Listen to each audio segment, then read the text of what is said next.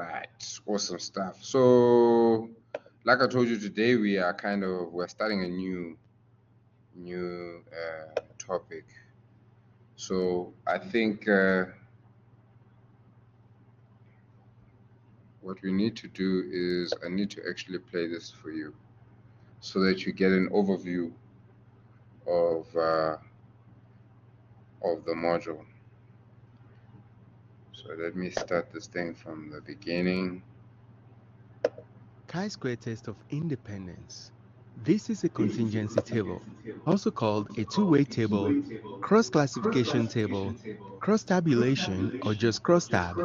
It shows the observed number of cases or frequency to categorical variables. By categorical, we mean nominal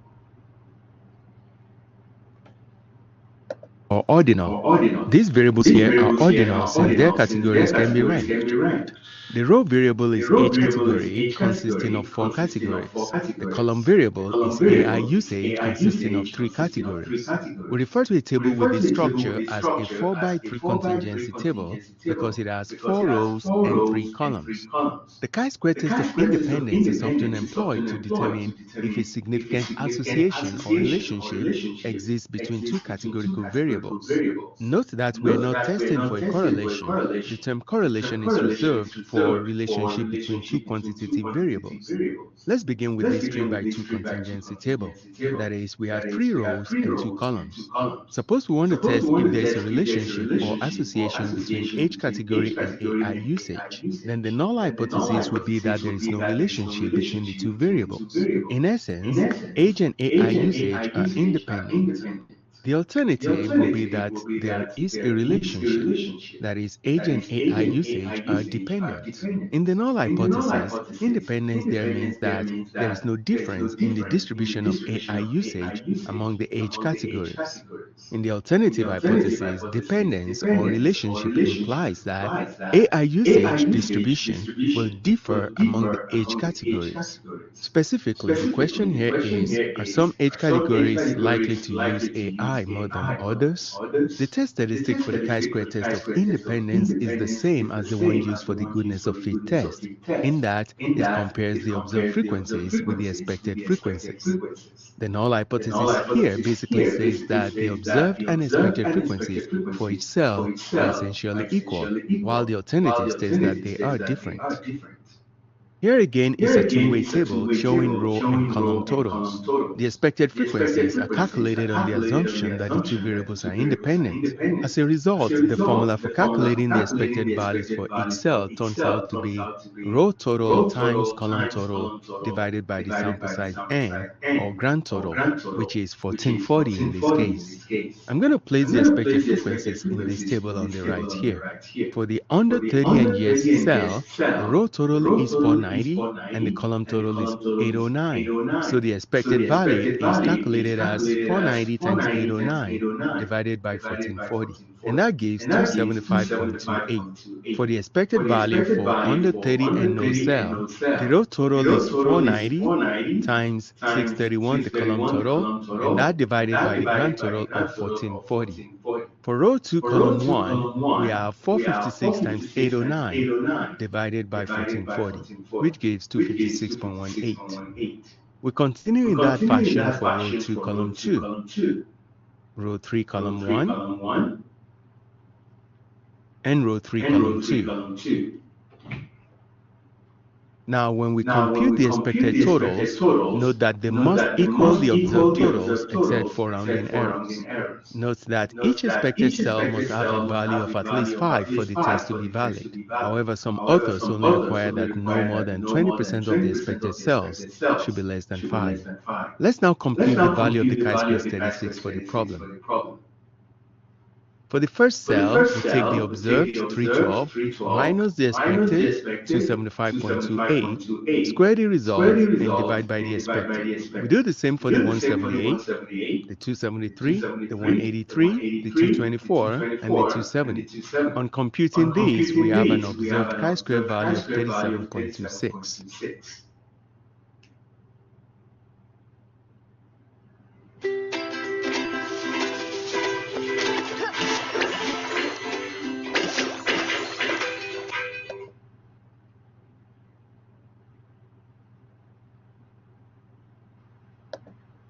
Now back to the hypothesis test. The degrees of freedom for the chi-square test of independence is number of rows minus 1 times number of columns minus 1.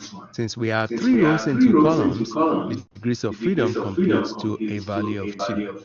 Now suppose we're testing at the significance level alpha of 0.05. We can obtain the critical chi-square value for the test by using software or from the chi-square table. With df equals 2 and alpha equals 0.05, we have a critical value of 5.99. In essence, we will reject the null hypothesis and say that the result is significant if our computed chi-square steady state is greater than 5.99. Since our chi-square stat is 37.26, which is greater than 5.99, we will reject the null hypothesis and conclude that age and AI usage are dependent. In other words, there is significant association, or that the distribution of AI usage is different among the age categories. We can calculate the p-value of the test using the software, or estimate it from the chi-square table. Going again to df equals 2 in the table, we find that the chi-square steady state of 37.26 is larger than all the critical values listed here. We therefore say that the p-value is less than 0.005, or whatever the smallest alpha value listed is. Now suppose the test steady state were 8.33. Then the p-value will lie between 0.01 and 0.025. Recall that we reject the null hypothesis if p-value is less than alpha. Since this p-value is still less than 0.05, the result is still significant and we will still reject the null hypothesis. The test steady state is also greater than the critical value, corroborating the decision to reject the null hypothesis. However, if the observed chi-square were 4.84, the p-value will lie between 0.1 and 0.05, and the association is no longer significant, or we fail to reject the null hypothesis since the p-value is now greater than 0.05, or because the test steady state is no longer greater than the critical value. Therefore, we don't have enough evidence to conclude that age and AI usage are dependent in this case. And that's it for this video. Thanks for watching. Okay. There's one other video I want us to just view.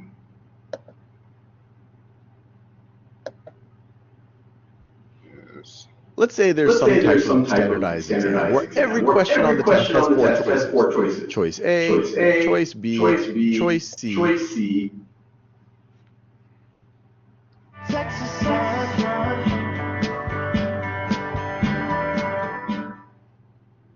It's 9:15. How am I already underwater? I'm in an actual boat. I thought In the chi-square. So maybe just before I go on, right? The key thing that I'm just trying to is just give you guys an overview of what's actually happening.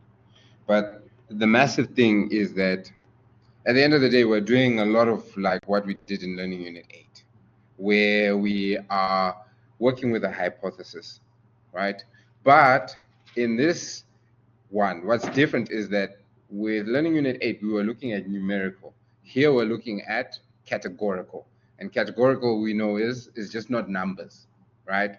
So that's when we use the chi-square, right? But then there's different things that we are testing for in relation to the chi-square. And so this second video, we're looking at goodness of fit. The previous video, we were looking at whether there's independence or dependence, whether there's a relationship or there's no relationship. Sometimes we say whether there's an association or not an association, right? If it was numerical data, we would have been saying, is there a correlation? But when it comes to categorical data, we can't use the term correlation. We use, is there a relationship or is there an association, and so on and so forth. So this is now how you would then calculate the goodness of fit using the chi-square technique. Goodness of fit test, we're determining how well the distribution of experimental or observed data fits the population or expectation. And one last thing, you'll see here, it's always about the observed data versus the expected data. Basically saying, is our expected data as we assumed in the hypothesis, right? It is employed when dealing with counts of frequencies for a categorical variable with two or more categories, or what is called a multinomial experiment. In this first example, a car manufacturer expects customers will order colors of their Model J according to this distribution. They selected a random sample of 140 orders as shown in this second table. We want to test at the 5% significance level if there is a statistically significant difference between the observed and expected frequencies. The expected proportions in the first table will be the null hypothesized proportions. In essence, we can write the null hypothesis as P1 equals 0.28, P2 equals 0.25, P3 equals 0.16, and P4 equals 0.31. The alternative would be that the null hypothesis. And I just wanted to say here, the reason why we're using that as the null hypothesis, remember, we always have the equal sign within the null hypothesis. So they had already calculated these expected.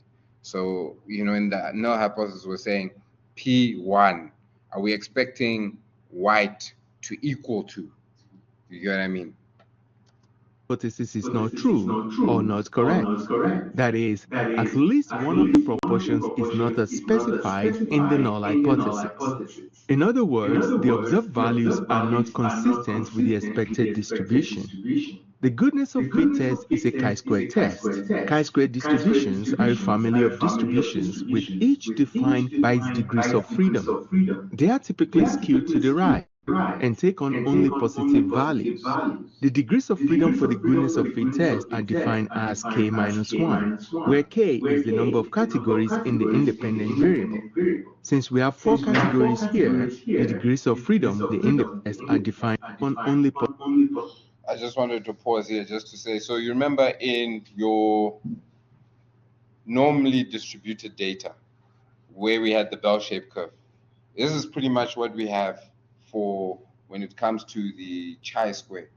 All right, we're basically saying, okay, this is how the distribution of the data should be based on the degrees of freedom. We then now know which one of those lines we're going to use. But you'll see how we get the positive values. The degrees of freedom for the goodness of fit test are defined as k minus 1, where k is the number of categories in the independent variable. Since we have 4 categories here, the degrees of freedom will be 3.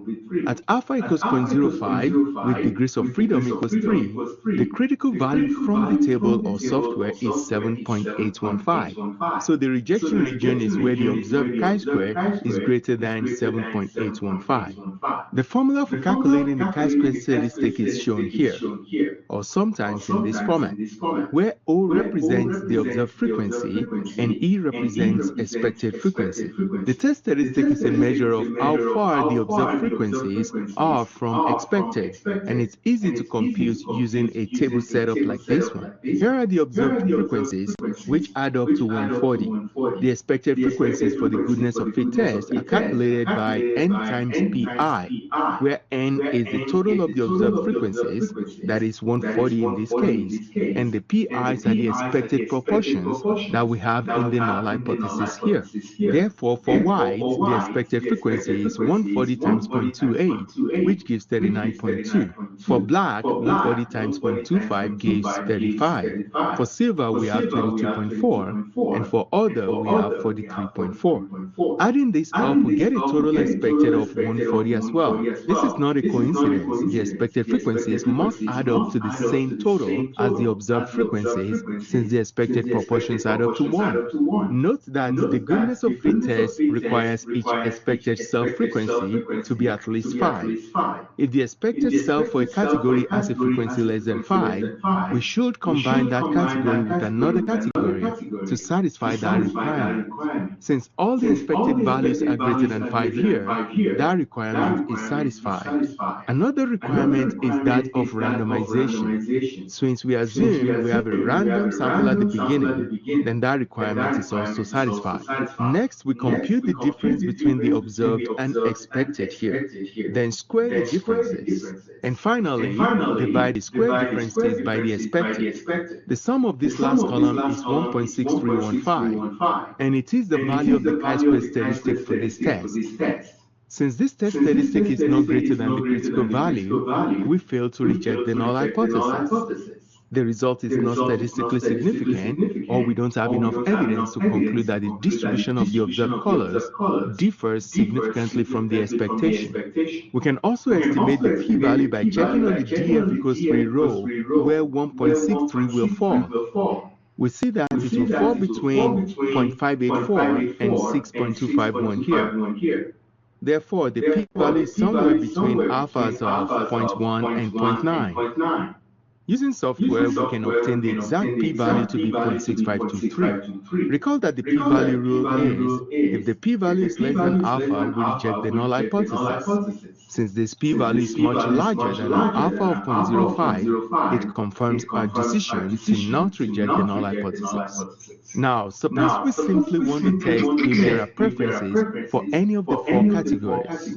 That is, customer orders are different between color categories. In other words, we want to determine if the frequencies differ significantly from a uniform distribution. Then the expected percentage in each category will be 100% divided by the number of categories, which is 4 in this case. So we will expect 25% in each category if there is no preference. The null hypothesis will thus be that all the proportions are equal to 0.25. For the alternative hypothesis, we can still state that at least one of the proportions is not as specified in the null hypothesis, or we can simply say that at least one of the proportions is not equal to 0.25. The degrees of freedom are still 3, and the rejection region is the same. In calculating the test statistic, expected values can be obtained by n times pi as before, or we can simply divide the sample size 140 by the number of categories 4 to obtain 35 for each of the expected cells. Next, we take the differences, square them, divide by the expected, and sum them to obtain the chi-square statistic of 9.7714. Since this statistic is greater than the critical value, we reject the null hypothesis. From the chi-square table for df equals 3, we also see that the test statistic falls between the critical values for alpha equals 0.025 and alpha equals 0.01, indicating that the p-value is less than 0.05. Using software, the p-value is 0.0206, which is less than 0.05. So we reject the null hypothesis. The result is statistically significant. That is, we have enough evidence to conclude that the colors are not equally preferred, or that the color categories are not equally distributed among the customer orders. And that's it for this video. Okay, yeah, so that's it. Okay, all right. Okay, no, that's fine. So let's hop straight into it. Let's start with exercise or revision exercise 6. Revision exercise 6. It's quite unfortunate that our colleagues are not with us today, because these are actually the harder ones. I intentionally wanted to start with the harder ones to kind of put you guys at ease that this thing is definitely doable. I actually think it's easier than learning Unit 8, if you ask me. As long as you understand the steps. And the steps are the same as learning Unit 8. The only thing is that you are working with categorical data as opposed to numerical data, you know. But otherwise, it's much, much easier. So let's begin, gentlemen. So going to 6.1. We have 2 scenarios or problems there. It says, the owner of a car dealership wishes to determine whether there is a relationship between the age of a person, okay, buying a car, and the size of the car that is purchased by the person. A recent study of car sales through the dealership produced the results indicated in the following table. Okay, right. So these are the results. So there you can see less than 30, 40 people bought a small car, 40 bought a medium, and 20 bought a large. Total of those less than 30 was 100. 30 to 45, you can see the breakdown there, and then the total is 160. And then older than 45, you can see the breakdown there, and the total is 90. And then the total of people who were sampled is this 350. Okay? Then perform an appropriate hypothesis test at the 10% significance level to determine whether there is a relationship between the age of a person buying a car and the size of the car that is purchased by the person. Okay?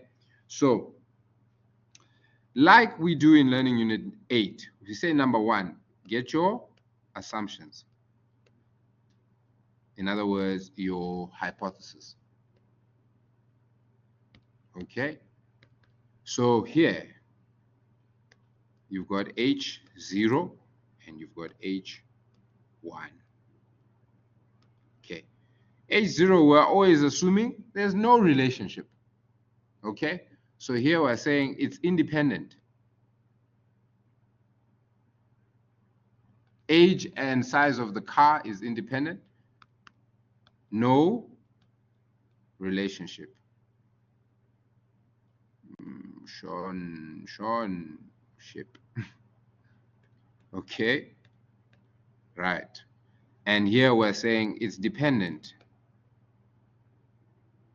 In other words, that there is a relationship.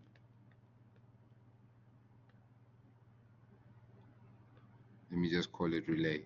Okay. Right. Some also just say HO is not true. That's what sometimes they just write. Okay. So we've got our assumptions now. The next step is to then get our decision rule. Okay. So decision rule. In other words, when do we reject? When do we accept? So here, in order to get this, we need to find out the degrees of freedom. Remember, they were telling us about degrees of freedom in the videos there. Okay? And for this, when it comes to relationship, how we do that, DF, the formula for that is, and I didn't check, row minus 1 times column minus 1.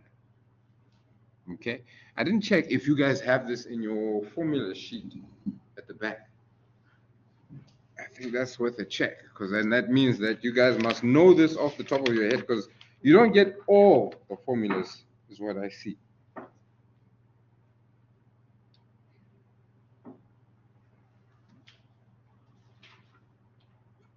Yeah, I see sample distribution. I see they do give you your, huh? The observed and the expected. Yeah, I don't see anything here in relation to formula sheet. I don't see anything here. Yeah, that's your textbook. I'm looking at your work pack, the back, because this is the formula sheet, you guys. But yeah. So now, if we look at our table, we see we have how many rows? 1, 2, 3, is it? So 3 minus 1 times columns. How many do we have? 1, 2, and 3. 3 minus 1. Which means that we have 2 times 2, which gives us 4.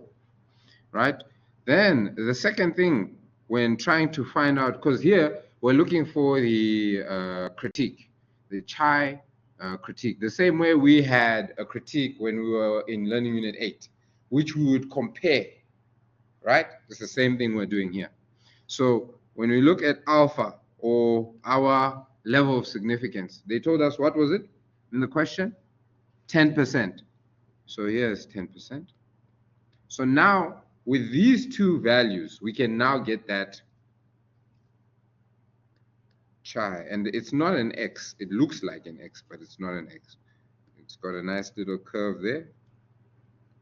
squared, and then we go crit, right, is equals to, and we get this now from the distribution table, the chi distribution table, which you do have at the back, and it's that shaded one. So what you do is this 4, we look for on the column on the side there, right? So you look for number 4, then you say, oh, but what is our level of significance? It's 10%.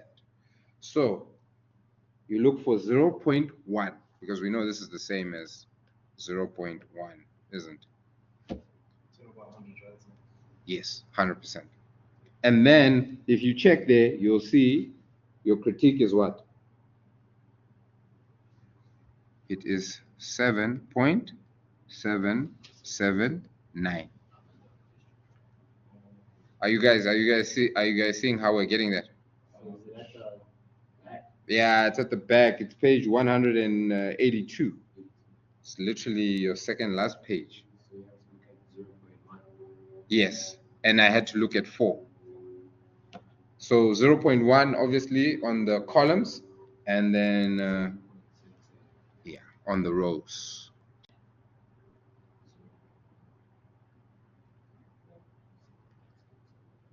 So you need your degrees of freedom and you need your level of significance to get the crit, the chi critique.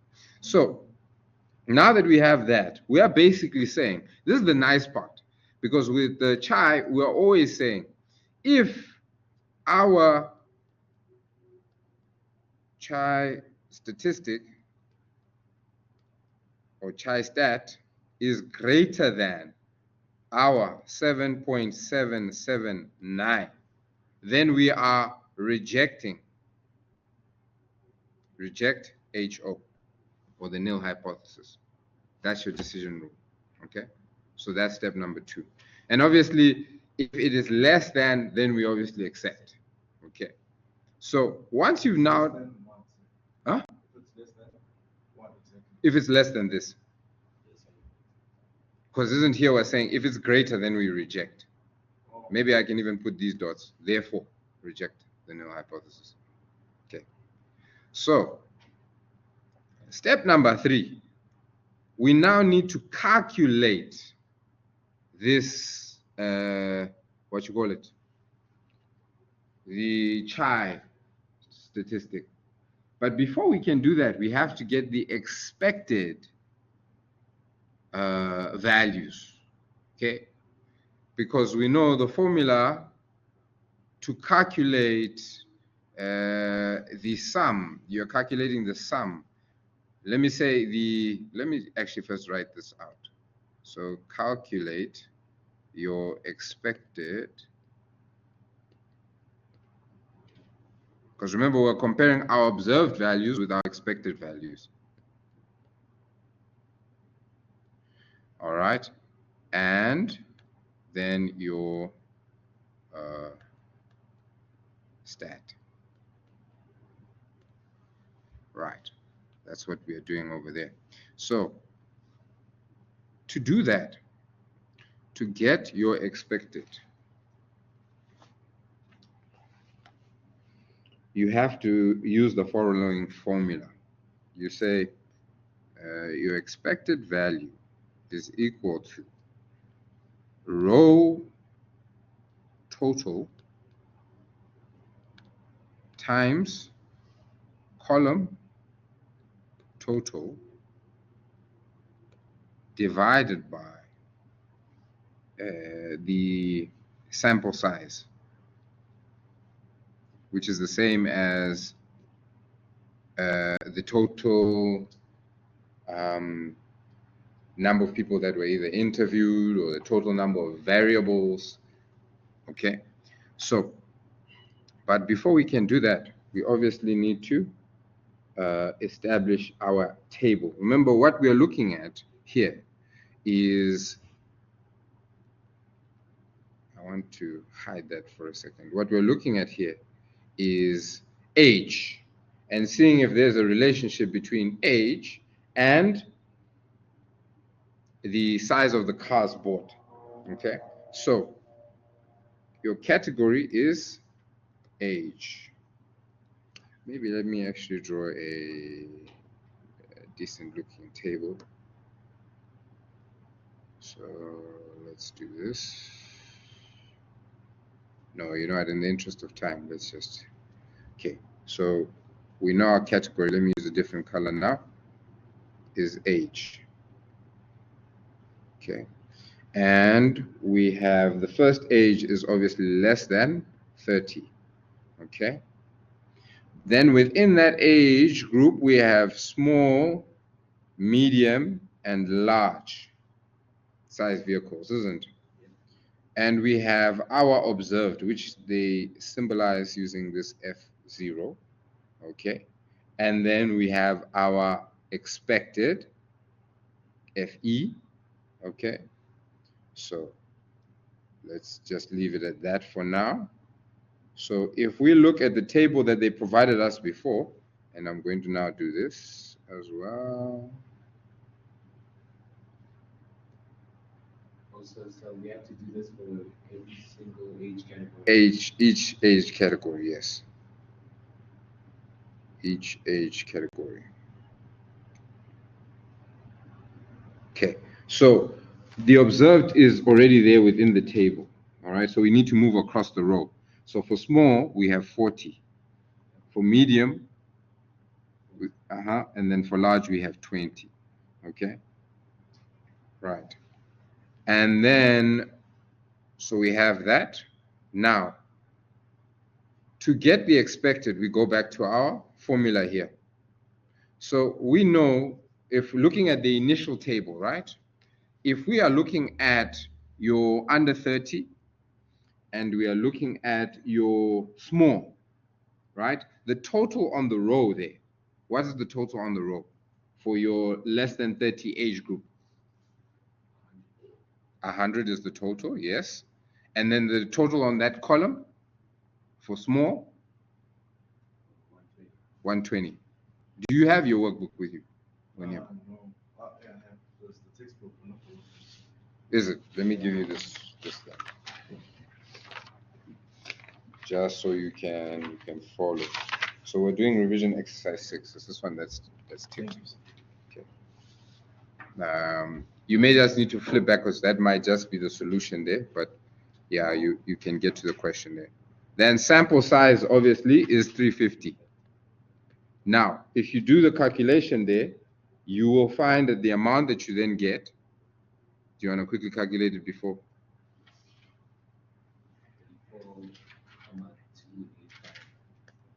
285. So that's 29, rounded up. Okay, I see they've been working to 2 decimal place. Then if we go to the next one, again, we're now looking at medium. So 100. Oh, it's 4 sheets on 1 page. Yeah. So maybe let me see. That's the answer. So division exercise 5. Oh, these are all.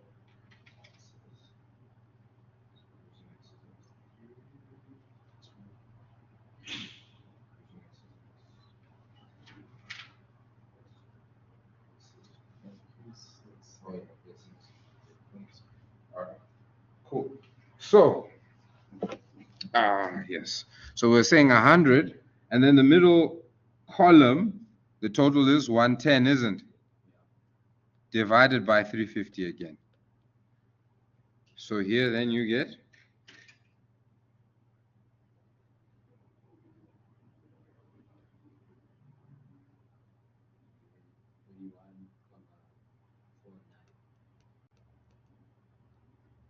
okay.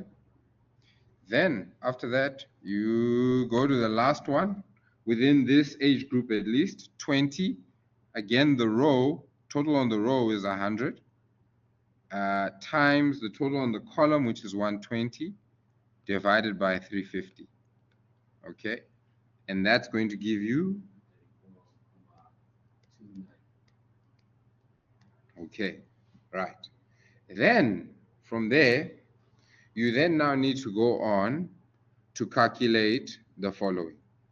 Remember, we want to see the difference between our observed and the expected. So the formula for that, let me put it up here, is F0 minus Fe, the expected, squared divided by Fe. Okay. But now remember, at this step, this is how we calculate our chi statistic. It's going to be the summation, in other words, the total of this formula of F0 minus Fe squared divided by Fe. So Yes. F0 stands for? F0, the observed. But that's always going to be given to us, right? Yes. Okay. Yeah. And then E is the expected. Expected, which is what we have just calculated. Yeah. Sometimes you'll see they'll hint at something that will make you know what the expected should be. For instance, if they say it's got equal popularity, then you know it's going to be the same number. Yeah. So you look at, for instance, here we have a total sample of 350. So it means across all of your observations, there should be, let's say if we have 10 observations, we would then say 10 into this 350, which means that each of them should be expected to be 35. Yeah, so that's it. So here, if we then do the calculation for the first, we're basically saying 40 minus 34.29 divided by 34.29. And if you do that calculation, you should then arrive at 0.95. Okay. The next one, you should get 2.34. Okay. The next one, you should get 5.96. Okay. So you keep doing that because you see we only did it for the category less than 30. You also need to do that for the age 30 to 45. And then the other age is greater than 45. Okay? So we'll have to do this for this table for each and every single age. For each of these ones, yes. So I'm not going to square that thing. Which, oh yes, you do square. Sorry, I didn't square it. I didn't square it. You do. Oh, so the values change. These values, which values? Here. Yeah, they do change. They do change. Really? Okay. Since you square it. Mm-hmm. Sorry, my bad. What should the values be? 40. No, I'm calculating the median. Oh, okay. Oh, you're saying these middle values change? So since you didn't put the square. Uh-huh. For the last column with the. This one here. This side, on the right. You see your values that you put in. You didn't square it. So the answer changes. Oh, you mean here, this one? Yes. Okay. So the answer changes. Yeah. No, that makes sense. That makes sense.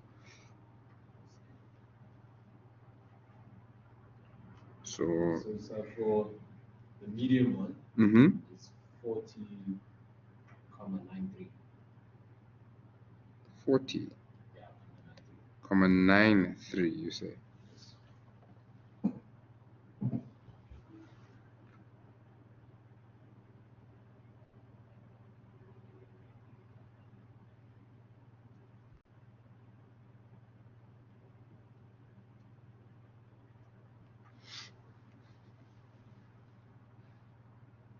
And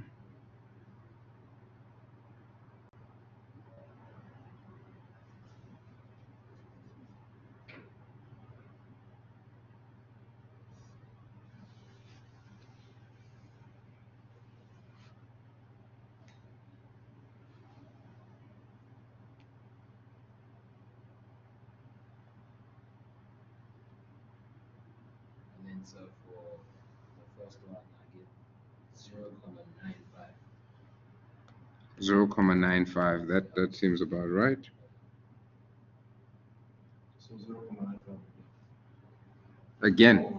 large. So For the last one. it's the same numbers, right? Oh, no. 20, my bad. It's 20 minus. You said it?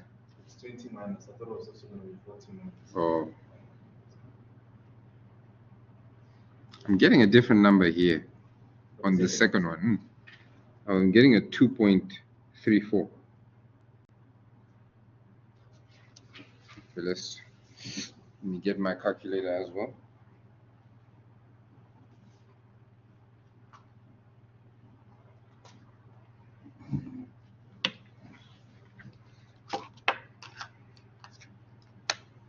Hey, nah, so the second one is actually Mm-hmm. yeah, it's actually 2. I get 2.3.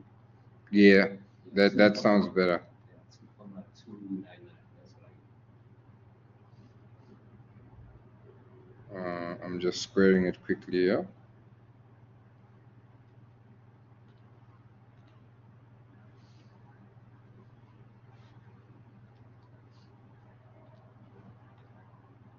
Yeah, so you're getting 2, I'm also getting 2.29. So I don't know. Textbook is getting 2.34. And so for the last one, Maybe they did not round off their figures. They worked with unrounded figures, which is fine. So this should be, if I round to 2 decimal, I'm getting 2.30. And then this last one you said is? it's 5.95. 95. Okay. Okay. And if you round up, don't you get 96? Yeah, you do get 96. Okay, so it's only this middle one where we're slightly off, but yeah, I'm sure it's just a rounding issue. But then that's fine. So, oh, actually here, I see they somehow have, I think now I see where the issue is. They somehow have 4.3, not 4.9, which makes sense. Let me just quickly check. 100, yeah, 100 times 110, that's fine, divided by 350. Yeah, I'm getting that. I'm getting 4.3. Okay, so we then should have what they have. Yeah, 2.34. Yeah, 3.4. Okay, I'm happy with that. So I just wanted to explain how we then get to this here. Because remember, this is what we're striving for, because this gives us the the chi stat. So this is the table when you fill it all out. This is what you're going to get. And this, can you see, is now the total, the summation of all of those calculations. We only did this portion. So then you need to do this, and you need to do this one. Then when you add them all up, you'll get that 97. Okay, so when we're finally done, after getting our expected values, we'll have this 97.96. All right, and that is your stat. Now that you have that, you then can now, in step 4, remember step 4, like in unit 9, is where we compare your 2 and 3, your step 2 and 3. Here we're now saying this 97.96 is greater than, what did we calculate up here? 7.779. Now, since it's greater than, what must we do? What do we do? Yes, we reject H0, or the null hypothesis. Okay, so that's step 4. We've made our decision. So then we go to step 5, where we say the management. What do we call it?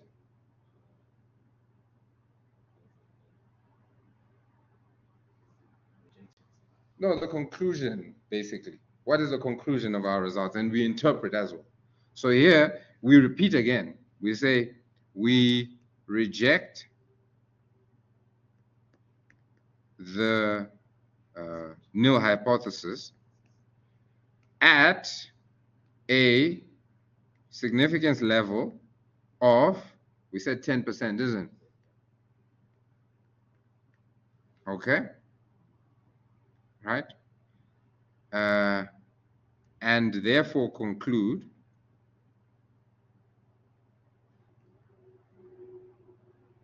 Remember, conclude. Conclude. Right? That, what was the nil hypothesis? That there is no relationship. All right? So here, we therefore conclude that there is a relationship between the age, all right, and I'm just going to do dot, dot, dot, of a person buying a car and the size of the car. Can you see what I meant when I said, when interpreting, you just are going back to your question and repeating it, but within the context of what you've concluded. Okay, so that literally is your 6.1, right? So with all these steps, Yeah. especially when you have to calculate like the different age groups, and how long do you think it takes in an exam? They'll only give you one question like this. Oh yeah, but they only give us one step. Yeah, no, one question like this. Or like This can take you, I'd say, an hour. no, not an hour. Everything. So look, from step 1 to 5. Oh, with you guys, it won't be as long. In the exam, it won't be as long as this. How come so? No, because there's other things we're asking. You guys get like 8 questions in the exam. How will we know when to stop? When to stop? Yeah, because step 5. Step 5. Step 5, we need to get to a conclusion, right? Because remember, the question is there a relationship? Is there an association?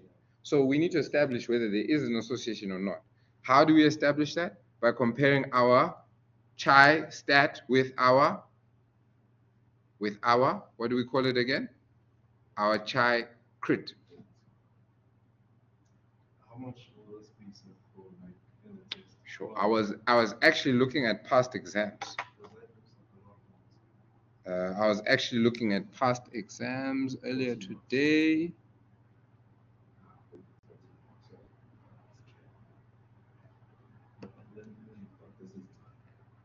You see, that this is why I say it's actually,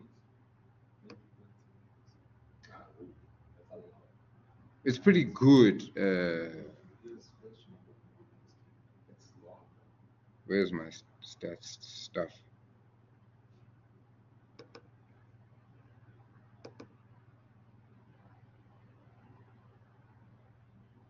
Exam revision. So this is what we are supposed to be doing next week, Tuesday.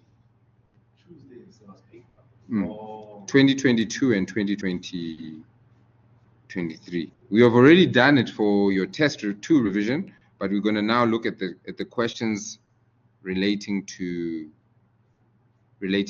what we've just finished. So these are the stuff we did in learning unit 1 and 2 and stuff. So here 8 marks, 20 marks. Preferences, okay. Perform at 5, determine whether the relationship between a gender and preferred insurance provider. So you see, these are the type of questions that they'd ask, 20 marks. Yeah, which is fair. I think they ask you guys, your exam is, if I'm not mistaken, is out of 100, if I'm not mistaken. Might be 120. Yeah. You could be very well right. But yeah, so that's the first one. Second one is pretty much the same thing, but now we're now looking at testing homogeneity. And there we're basically saying, are things the same? Okay. Now I think I'm going to have to erase this here, so we have space to actually look at it. Yeah. But I'm going to leave the steps there. You want to take pictures? So isn't this uploaded on YouTube? Yeah, I'm recording now as we speak, so it should go there. Scroll up. Should I end here? Step 5. Okay. I can zoom in a little bit more. Okay. So let me just erase here quickly.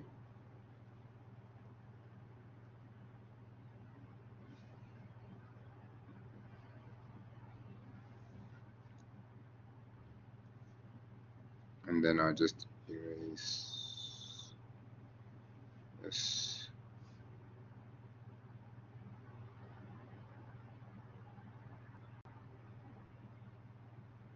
I need to also upload you guys's last lecture that we did. I think I didn't. Yeah, I haven't yet uploaded that. Need to upload that. Okay, this is what I want to erase here. Okay, this is going to change. This is going to change. This is likely to change, so we'll see. And then let me just erase this. So this might also change. Okay, and then here, this is definitely going to change. Okay, right. Okay, so let's begin now with 6.2. So 6.2, they're saying the finance minister claims that the proportion of ratepayers, okay, proportion of ratepayers who are satisfied with the service provided by the municipality is not the same for those living in Cape Town, Johannesburg, Pretoria, and Durban. A survey aimed at testing this claim produced the results given in the following table. So here you've got satisfied and unsatisfied, okay? And he looked at those cities in question. Okay, right. So perform an appropriate hypothesis test at a 5% significance level to determine whether the minister is correct. So remember, in H0, we say that's where the equal sign is. So we are basically saying, there, we're saying that no, they are happy. Everyone is got the same level of satisfaction. Okay. So here we're saying it's the same. And then H0 is obviously it's unsatisfied. Huh? Same. They are all same or on the same level of satisfaction.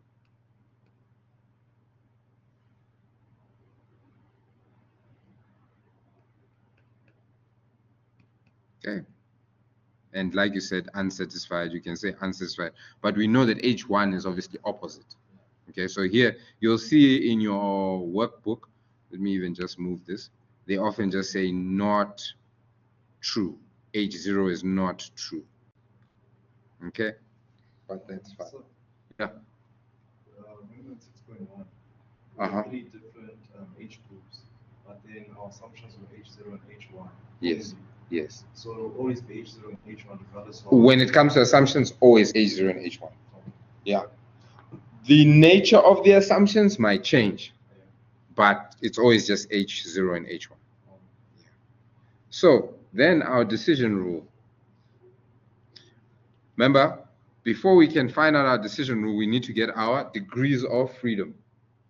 So here, if we look at that table, how many rows do we have? Rows. We only have 2 because we're looking at rows with data, isn't it?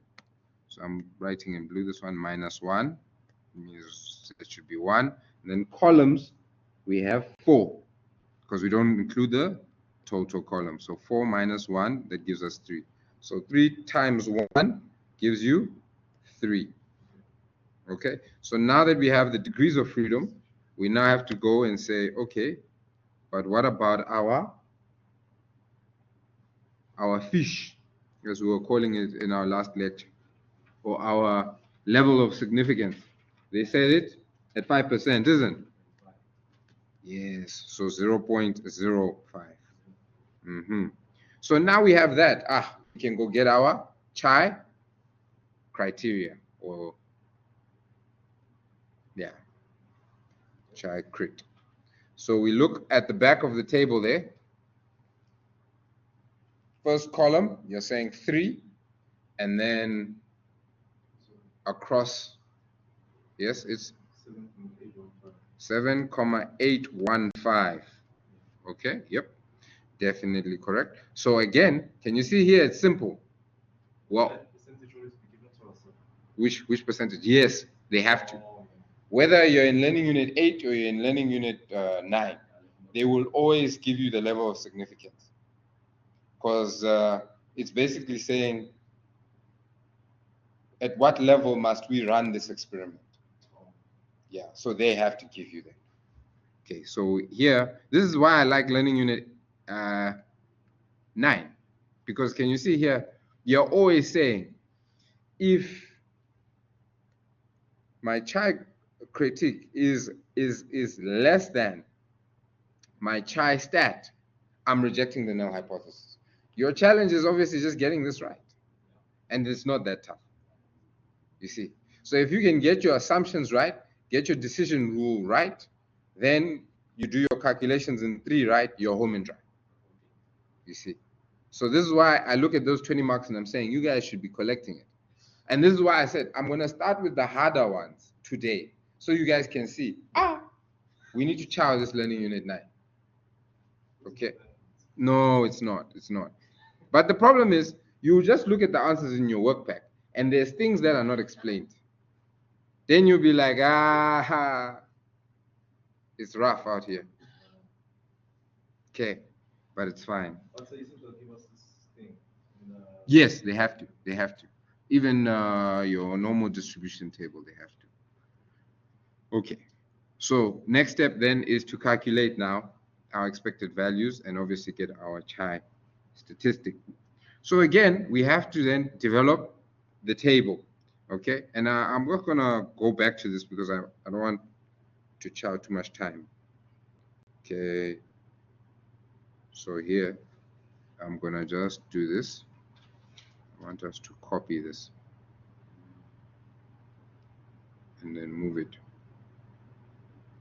Eh? Is it working? I don't think it's copying.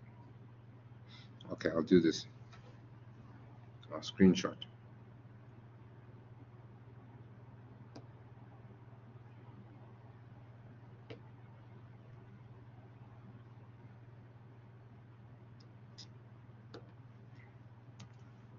Okay, so there we go. We now have our table. So again, remember, how did we calculate? This was given. This was given. This column was given. We just got it from the observed in the table given under 6.2 question. Then this we had to calculate the expected. And we calculated by saying row total. So if we just calculate a few of them there, just to reiterate. So for instance, the first one, satisfied, right? Okay, let's pick a random one. Satisfied but PTA. Okay, so we're saying, okay, the observed there is 55. Okay, minus what? No, sorry, I lie. Yeah, sorry. I meant to I'm calculating this when I should be calculating this. So the row there is 210, yes, times the column of 120, divided by the sample size of 600. What do we get? We should be getting this 42. So we get 42. Again, let's just pick a random one. Just pick one on the unsatisfied. Let's pick Johannesburg. So this time, let me do it in a different color. So the row there is 390 times the column Johannesburg 200 divided by 600, the total number totals of the sample. Okay, and that gives you what? Are we getting this 130? 130. Okay, so that's how we're getting the value. This we have to calculate. So okay. You said that formula isn't given, right? The expected value. This one, yeah, I don't see it in the back. I don't see that. I don't see this. Either. the decision. Yeah. Degrees of freedom. I don't see that. And it changes depending on the nature of the question. So it's those small things that get us. And then this one is given. This one is there. So now we know what to do with it. We're getting the difference between our observed and expected, squaring it and dividing by our expected. Then we want this, because remember the whole objective is to get the sum. Okay? Once we have the sum, we're saying, okay, our sum is then 8.58. Then step number 4, we're comparing. What was the value in step number 2? It was 7.815. So 8.58 is greater than 7.815. Okay? So what does this tell us? What are we supposed to do now? If we look again, step number 2 told us everything. If our chi-stat is greater than our chi-crit, then we reject the null. We reject the null. Okay? So here we just simply say reject HO. Okay? So step number 5, we say, okay, we will reject H0.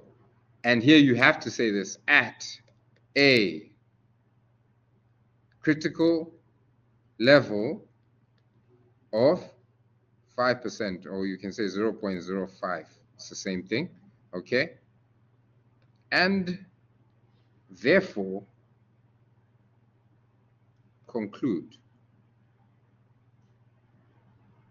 Right?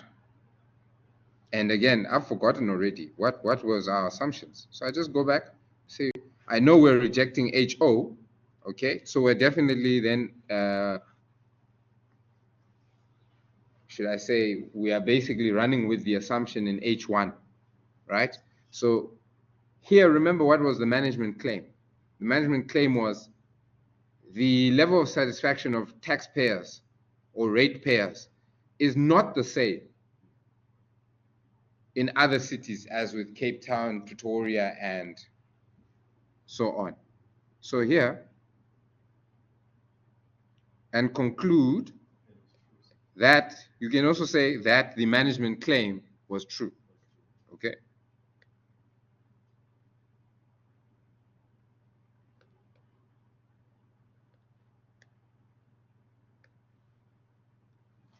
Okay, that's it. Or we could have gone the longer route of saying the whole satisfaction story. But either way, we know, okay, no, this person knows what they're talking about. They know what the conclusion of this whole is. Okay, so that's your revision exercise 6. That's your revision exercise 6. So I think we can take a break. I want us to just do revision exercise 5, and then we call it a day. Which is still based on this. Still based on this. Yeah.